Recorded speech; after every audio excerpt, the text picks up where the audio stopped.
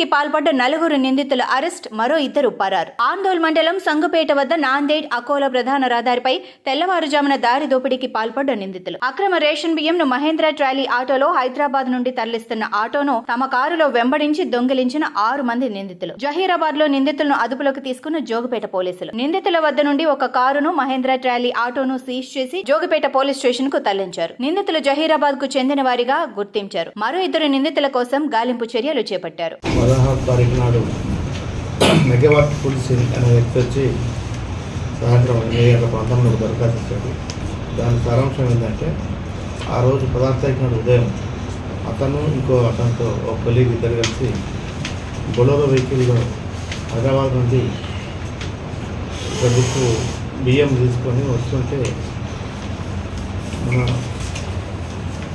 సంగుపేట శివార్లో ఒక డిజైర్ కార్లో 5 వ్యక్తులు వచ్చేసి బొలెరో వాహనాన్ని అడ్డగించేసి వీళ్ళను కొట్టి బెదిరించి వీళ్ళను అందుకు తీసేసి బొలెరో వాహనం దించి కార్లో ఉన్న 2 వ్యక్తులు వాళ్ళను 2 వ్యక్తులు బొలెరో వాహనాన్ని తీసుకొని పోయినారు. మిగతా వాళ్ళు వీళ్ళని తీసుకొని కారులో ఎక్కించుకొని పోయారు. సాయంత్రం మళ్ళీ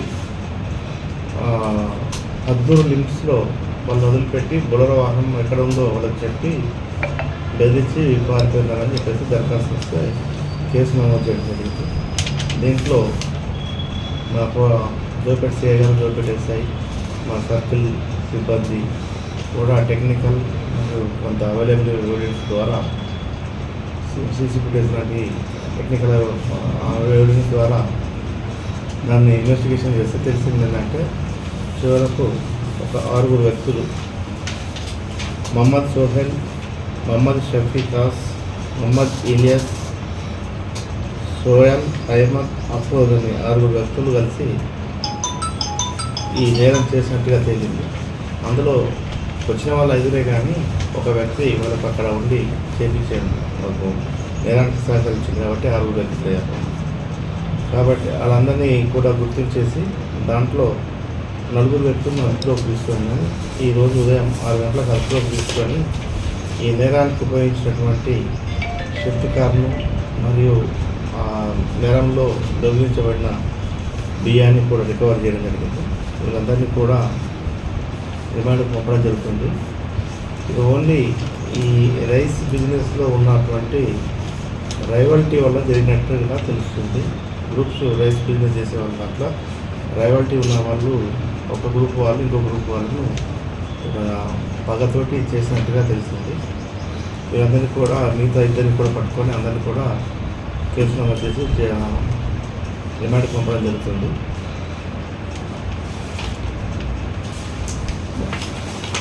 సిఐ జోపేట గారు, ఎస్ఐ జోపేట మరియు సిబ్బంది మరియు సర్కిల్ ఎస్ఐ సిబ్బంది కూడా అందరూ కూడా పనిచేశారు. వీళ్ళందరికీ రివార్డు గురించి ఎస్ఐ గారికి ప్రతిఫలం పంపడం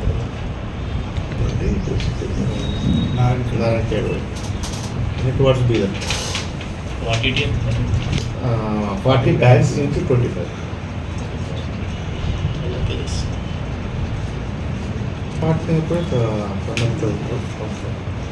ఐడెంటిఫై చేశారు ఏమన్నా వాళ్ళు? కంప్లైంటే ఉన్నారు కదా, అది సివిల్ సప్లైలతో పెట్టేసి తదుపరింది. అహ్మద్ అని చెప్పేసి 2 వ్యక్తులు పరంలో